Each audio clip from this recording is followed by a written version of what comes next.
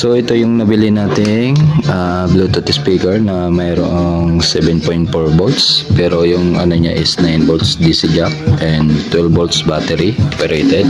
Yan yung battery niya, 12 volts 12 amp na pang e-bike. At saka ito yung ating KASSEL. So kaya pala natin inano tong KASSEL natin kasi defective na yung kanyang amplifier. Yan, nabili din natin siya ng defective, kaya ang ginawa natin, minodify natin, kinumbert natin yung amplifier niya dito kinabitan natin siya ng bagong amplifier para mapagana natin siya.